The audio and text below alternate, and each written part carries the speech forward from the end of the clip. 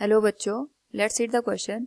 The viscous force, the relative motion between the adjacent layer of a fluid in a motion, which one of the following fits best in the sentence?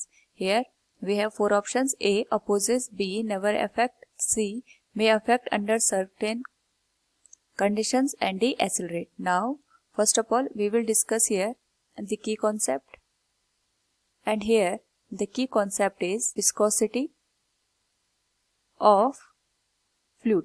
तो हमारे पास यहाँ पे जो fluid होता है उसमें friction का nature होता है, and this frictional force in the molecules of fluid is known as viscosity.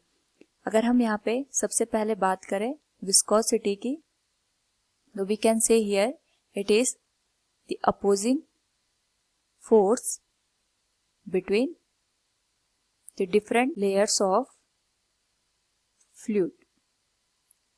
Now अगर हम इसको अंडरस्टैंड करें, we will take here a beaker, और इसमें हमने कोई फ्लूइड को कंसिडर किया. इस केस में यहाँ पे हम डिफरेंट लेयर कंसिडर कर सकते हैं लाइक दिस, और हर एक लेयर पे जो फ्लूइड है उसके कुछ मॉलिक्यूल यहाँ पे एग्जिस्ट करेंगे. नाउ अगर हम इसी बीकर को थोड़ा सा यहाँ पे इंक्लाइन कर दें, तो ड्यू टू द इंक्लिनेशन जो हमारे पास यहाँ पे जो फ्लूइड है इसके जो मॉलिक्यूल है वहां पे मोशन स्टार्ट हो जाएगा.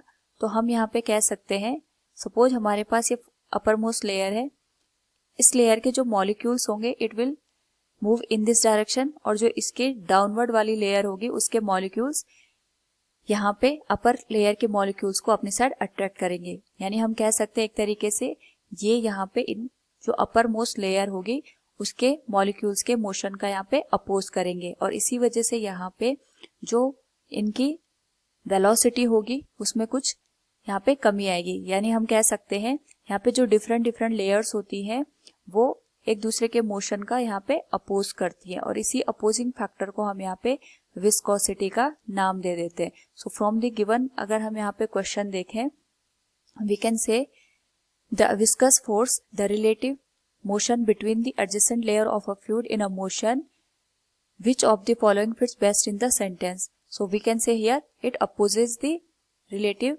motion of the layer. So option A will be the correct answer. Hope all you understood it. Thank you and best of luck.